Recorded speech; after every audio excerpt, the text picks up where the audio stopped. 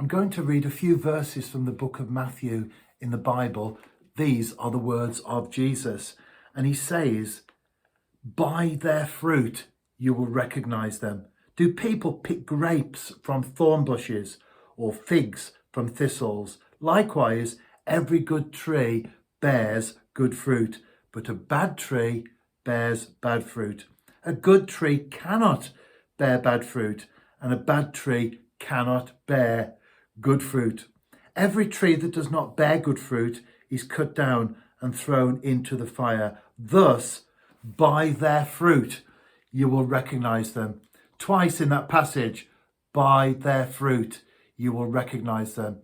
I think in the light of what's happened over the last few days in terms of public responses, and especially as far as social media is concerned, I think we've seen that there are lots of bad trees out there. There's lots of bad fruit being produced.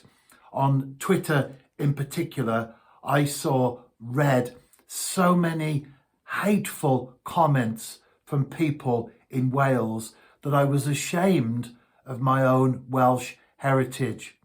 But then I read comments from people in Wales who were good trees, who were bearing good fruit. And it's so important that when the bad trees begin to bear their bad fruit, that the good trees likewise bear their good fruit. In Scotland, there was an incident of a lady who owned a business celebrating the fact that the Queen had died. And it's so easy for people, especially with animosity prevalent in many quarters, to think that all Scottish people are like that, all Welsh people are like that. They're not. Because the outpouring of grief towards Queen Elizabeth II in both Wales and Scotland and elsewhere, of course, has been truly amazing. Just today, I saw that as the coffin was being taken down to Edinburgh, that many people lined the roads to pay their respects. It's so easy to think that all Scottish people, all Welsh people, all English people, whatever it is, are like that. They're not. There's a lot more good fruit and good trees out there than bad trees and bad fruit. And then around the world, I've seen some horrible things, videos posted of people celebrating the death of a 96-year-old lady. It's okay to be a Republican, by the way. It's okay to not want a monarchy, but it's how you go about your beliefs and how your beliefs make you the person that you are that's really important. If you believe something and it makes you into a hate-filled person, then you need to deal with whatever it is that's going on in your mind. And there's been so much in the negative, but so much more in the positive. When I saw Buckingham Palace and so many people turning up that they had to be shepherded through, so many flowers laid at the gates of Buckingham Palace itself that they had to be taken into the park next door. How refreshing is that?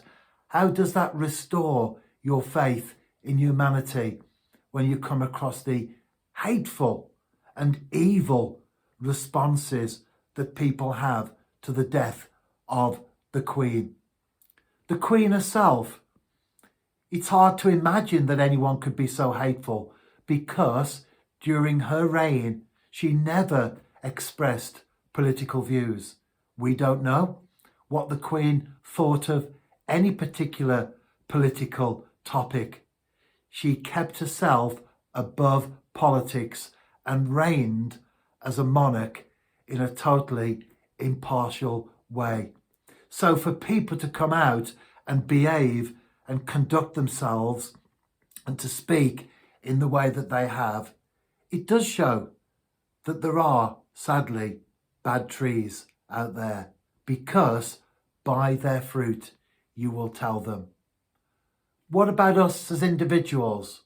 What should we be striving for? Well, it's obvious, isn't it, really? Be a good tree. And if you are a good tree, you'll bear good fruit.